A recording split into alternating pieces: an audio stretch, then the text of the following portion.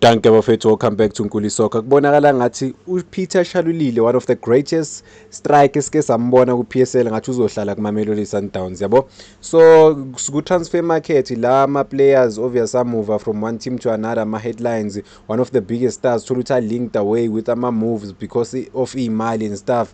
But-ke kuMamelodi Sundowns kubonakala ngathi uPeter Shalulile i-Namibian hitman bafethu, ngathi ayindawo, ngathi izohlala kuMamelodi Sundowns yabo, ngathi uzothola i-opportunity yakhe ukuthi alibreak i-record. So lezi indaba ezinkulu kakhulu bafethu, but i-transfer market ayikapheli bafethu, ayikavalwa, asazi ukuthi kungenzakalani. Amaviki kusasenamaviki, so ama-rumors will keep swindling around yabo, but kune-interest from uShalulile away from the African continent, boma Middle East, even e-North Africa. But-ke kubonakala ngathi iMamelodi Sundowns noPeter Shalulile babe ne-common ground yabo. So uPeter Shalulile bafethu i-legend eMamelodi Sundowns since ajoyina laphana ku-Highlands Park. uPeter Shalulile ube yi-living legend laphana, ukora amagoli amaningi kakhulu for iMamelodi Sundowns in all competitions, and sekawine i-league multiple times namanye amalokhunjana amakhaphu kuma-tight fixtures bafethu. iwe great kaPeter Shalulile, finishing yakhe, leadership yakhe laphana phambili, siyazi ukuthi uyi-true warrior. Why? uyi-fighter inside the field of play, nama-fans amthanda kakhulu eMamelodi Sundowns yabo.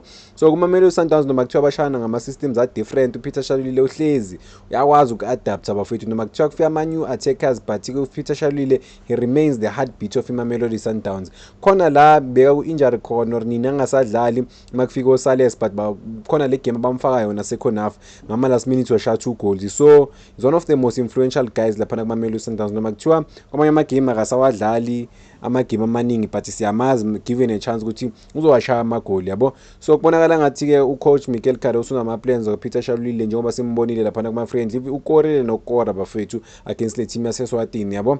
So kuclear ngempela ukuthi kumele aqhubeke uPeter Shalulile laphana kuMamelodi Sundowns. Maningi ama-player afana nabo Neo Mayema, abo Maseko, namanye abo Asquavelo or ubani la player they've been linked away, or they've been linked away from Mamelodi Sundowns, but uPeter Shalulile experience yakhe nehanga yakhe bafethu yiyo ngathi izomhlalisa laphana kuMamelodi Sundowns.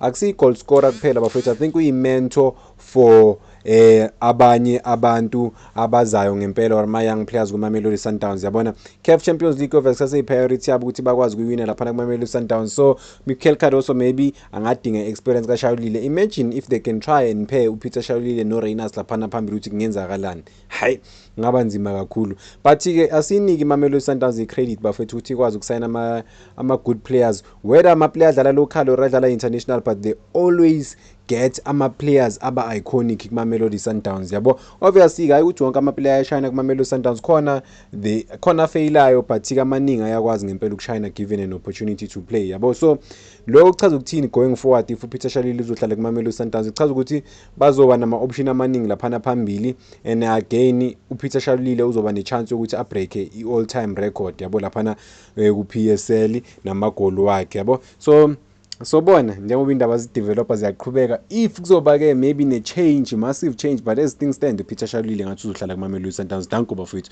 cela ningakhohlwa ukusubscribe.